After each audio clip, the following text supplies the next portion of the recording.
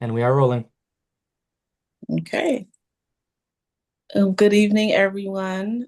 We are here for the Policy Committee meeting on February 19th. I like to call the meeting to order at 5:02. In attendance, we have Diana Carpio, Mary Ellen Flaherty Ludwig, and we have our NPS staff cabinet member, Ralph Valenzizi. Great, great. Thanks, Jasmine. Stuff You're and welcome. yeah, definitely. So I think you're the first couple of things that we wanted to just go through is if there's an approval of your Of our minutes. minutes, Yeah. yeah. Okay.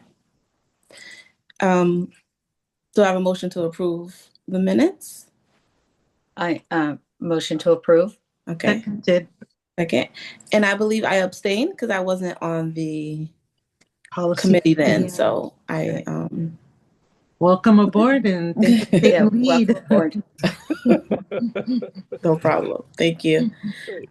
Okay. So we So have to approval. All in we have to favor? approve. Yeah, all of it. Hi. Aye. Okay. One abstention. Jasmine. Okay. Approved. And Excellent. then Ralph will have you get started on our retention policy and bring us up to speed on that. Sounds good. Great, great. Thank you. Thank you, Jasmine and board members and stuff. I'm happy to be here tonight. Just as well too, it's like we had nobody, there was no public comment. Oh, So okay. for the record, there, yeah, nothing kind of came into us at all for public comment. Perfect. Um, Thank you. so with that, I'll kind of get right into our meeting. We have one agenda item for tonight, which is really looking at a policy that's an operational policy, but focuses specifically on the our records retention. And let me make sure. Are you guys seeing my screen right now? Yes. Yes. All right, sounds good. So, what I wanted to do is just take a few minutes tonight to really walk you through what this policy actually entails. And let me actually put it on full screen, so that should be a little bit easier for you. As well as explain that this is actually a policy we currently have in place. We have a model policy and regulation that's been in place when we adopted our model policies. And the state made a minor adjustment to the retention of records policy. And that specific adjustment talks about the fact that, sometimes now we have digital records and we have records that are hard copies. We need to designate which one is really our like for whatever records we're using, that their retention, what we're using, hard copy or digital. So that's all actually mapped out in the specifics in the regulation on how that works. So we're actually adopting the policy and regulation verbatim as we did the original policy. And so that's been attached here. But instead of going through all the language of that, because there really is not that much of a change in language, I figured it would actually make sense to really just talk about the retention of records and really what this policy stands for. What are some of the vocabulary terms that you have in there, and then if you had any questions on it. So with that, um, today, like really, the goal was, sorry, I'm working off one screen today, so I'm just trying to make sure I actually see my own notes. We wanted to be able to take a little bit of time to inform the board of any procedural changes with with regarding the digitations of records and how we dispose of them when we need to. So there's a department up at the State Department called the Office of Public Records, and they're the ones that kind of deem how we do this work. Mhm. This retention is based, on our content and function, not whether it's paper or electronic. So it doesn't matter which way you do it, as long as you just follow the procedures and you explain it to the state. Some of the definitions that are in the actual policy talks about the official record copy. You see that quite a bit throughout there. And that's what means the legally recognized version, which we just have to designate which one we want it to be. It can be paper or digital. Public records. Public records mean any data that's related to public business, regardless of format, so digital or paper. And then non-records.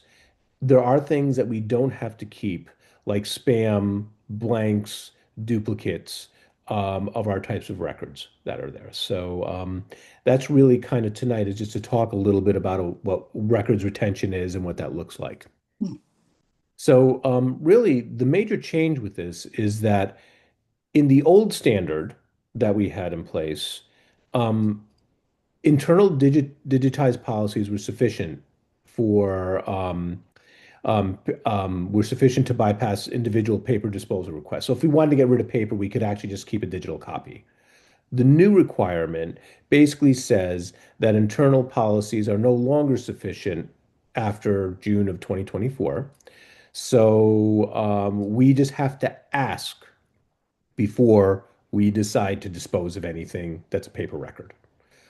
So pretty much that's pretty much a change of it so that then we get certified by the state that we can remove our records. Now we keep all of our records, for the time frame that we need to and that we're mandated for.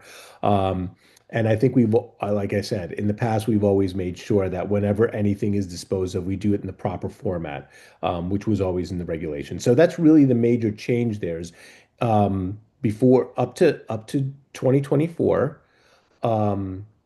This was something that you had to, if you had a digital record, you were fine. You didn't have to explain necessarily that you were getting, you're disposing of the paper records. Now you do. But we've always done that. So we're kind of catching up on this one policy. Um, so just so you know, if you wanted to understand, like in the actual documentation, there's, we can, to clarify what are electronic messages that we have to keep. There are a four-step process that we kind of follow. We identify if the message is a public record or a non-record. As we said before, it's like a public record is something that actually is relevant to the public. A non-record would be something like spam. We would not have to keep. So we can, if it's spam, we're always allowed to destroy that as soon as we have it. Um, and if it's a public record, we have to decide, we categorize things into different buckets. Transitory means that it's a record that really doesn't matter. It can be deleted at will. Um, for any routine ones, we have to retain them for at least 2 years. And then all others need to be kind of matched up to the record series. So as we keep records, if it's a fiscal record, we have to keep it there. If it's an HR record, we keep it there so that we can keep track of what's there and designate it that way and search for it in that format. Um, and we have to keep them in a district approved location. So currently, we do have a couple of locations within the district where all of our records are kept. Um, so some of the things that, districts really should look at when they're actually doing this type of record retention and you're converting to digital, you want to make sure that the quality is there, that you actually have very, very good accurate images, that everything's indexed, there's metadata for these areas, that there's protection in place so that then, people can't break into those records, and that we actually have backups for them. So any of the records that we have digitized in the past, especially our HR records, follow with all these compliance measures. We've actually used accredited companies to be able to work with us for doing the image creation. We do make sure that there's always backups and that everything, once they're created, that they're not corrupt. Um, So just in general, this also talks about the disposal procedures for our records. And so in general, the district can't dispose of an official record until we've met the applicable retention period. So depending on the type of record, will determine that long, whatever that period is. Um, when we do that, we do need to submit now this form 30 days before we decide to dispose of the record.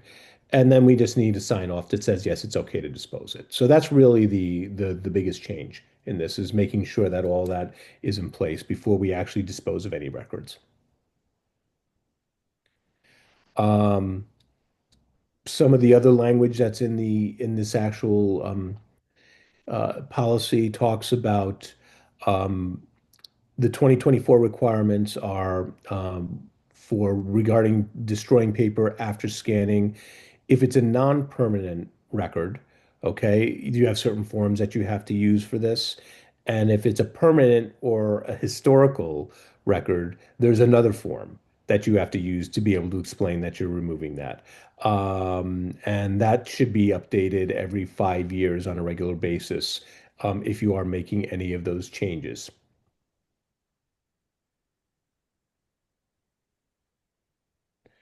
Um, some of the things that we also have in this um, policy, and this is something that, I know I've talked about a lot just because it's obvious a lot of it has to do with electronic records like email, is that we make sure the staff understands that if you are putting something in an email, there should be no expectation of privacy. Any electronic messages that are sent over a district system, like a email system, are things that and even if they, and I'll explain the personal device piece in a minute, but as long as if someone's sending an electronic message out of one of our email systems, it should be expected that it is subject to monitoring and disclosure if there's ever a need for that. That doesn't mean so that basically means like if you had a personal device, like you have your cell phone and you have our email on there, our email system. We already have a copy of that, so it's not like we would need your personal device, but we would be that whatever you send from that email, um, that specific email would be something that would be of the district. If it was one of your own personal email, it's not. Um, the board does reserve the right to bypass passwords and delete functions for monitoring if that happens for a FOIA request. So let's say there was an investigation that had to go on somebody's business email. We would have the right to be able to change that password to be able to kind of look at that. Um, and then there's another term that really is called a litigation hold, which is that um, if we do run into a situation where there's some litigation that's going on, the expectation is that any documents that are related to that are not you do not delete. You wait till the litigation is complete, and that's a process that we always follow too as well. I don't know. Any questions at all so far, or Um, yes, Ralph, yeah. just wondering about what qualifies as a permanent record. So it actually depends on the topic. So a student record, permanent record may be anything that has to do with testing, that has to do with assessments, that has to do with evaluations that have been done, whereas an HR record may be a little different. So that's actually, the policy basically talks about the fact that we're following state compliance, and that's something that HR really kind of monitors themselves. So it varies from place to place, from topic to topic. But we do, like I said, employment records are anything that you would normally think of as an employment record would be something that's considered a permanent record, whereas the best example and the easiest example I can give is spam in your email is not considered a permanent record because it's just something that's transient, that's not needed, and can be disposed of. Thank you. Sure. So these were just some. I actually am working a little bit more on my own AI skills and trying to think of like what would be some typical questions that the public or somebody would know would be asking about a retentions record piece. So first thing is, why are we updating this now? Um, you know, we we're now required, as I mentioned before, to be able to state specifically that we're actually destroying a record to the State Department before the actual destruction happens. So we've always done this in the past. So for us, it's really not a change. But now it's just stated in policy that it's something we have to do. This policy does not change anything in the length of the record. So that kind of ties back to Mary Ellen, what you were talking about a little bit. It depends on what the topic is. And those are just things that we have internally that we kind of follow on certain types of records have to be kept for a certain amount of time, and certain ones can be deleted after a certain amount of time. Um, So really, by not following these processes, then a record may not be considered legally recognized, and we don't want to create any kind of litigation for ourselves. So it's important that we follow this for the Freedom of Information Act, in case there's ever a question and someone asks for an official record. Um, so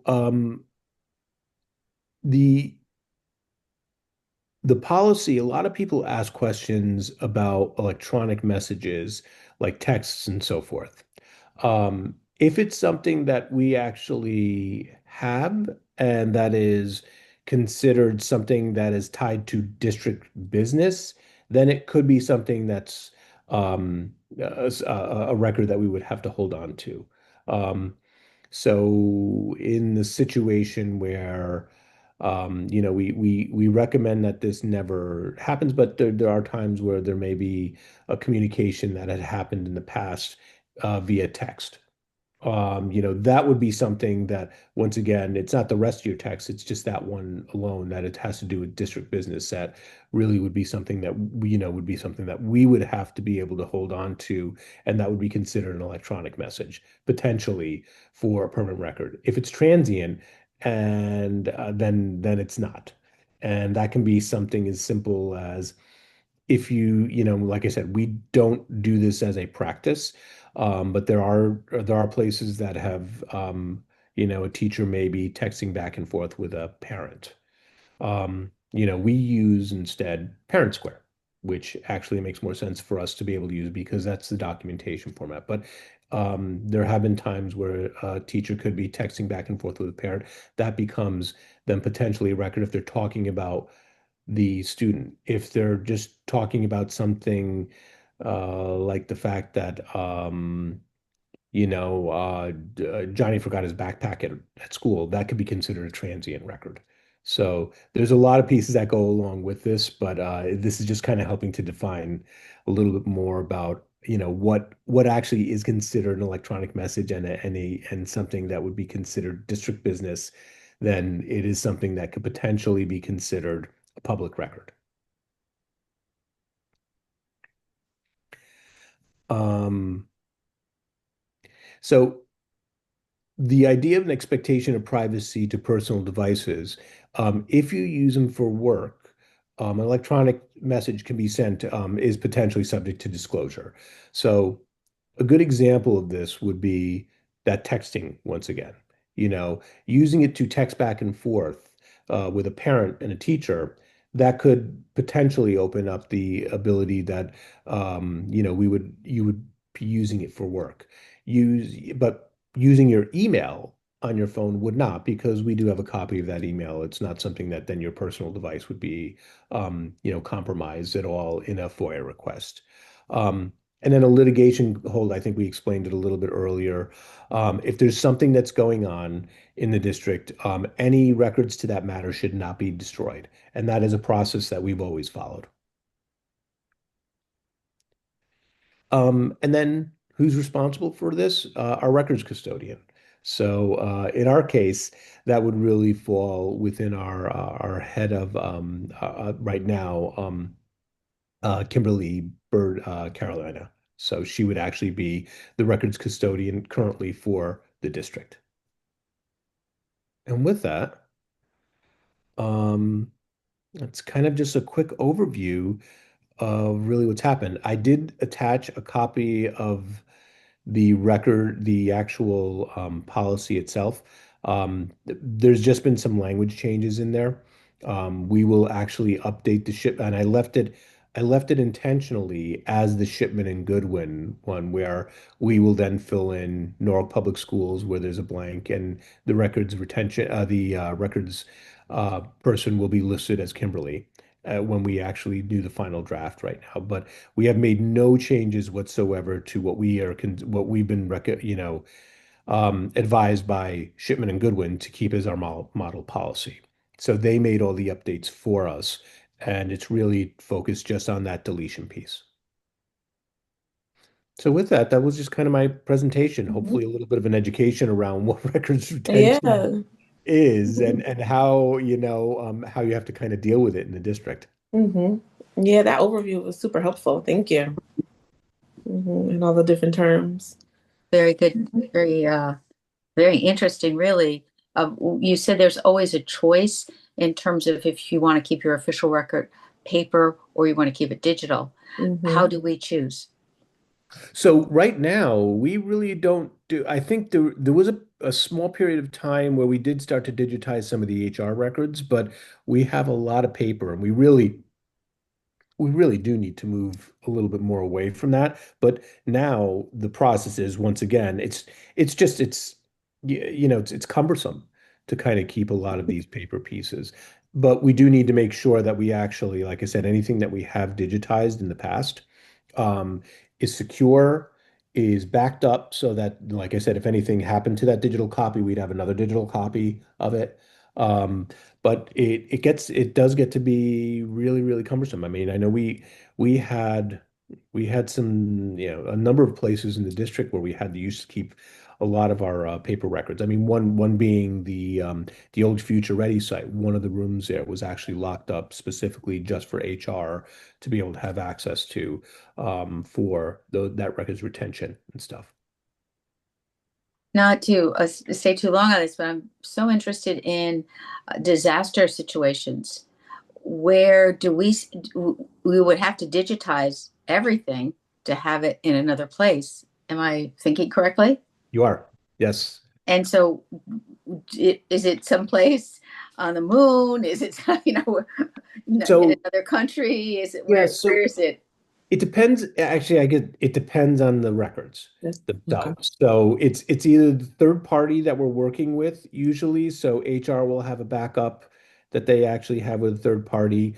Our student records, we have a few different backups. We have a backup server, but we also have it backed up in the cloud with PowerSchool. So special ed actually has it with a state database with CT SEDS.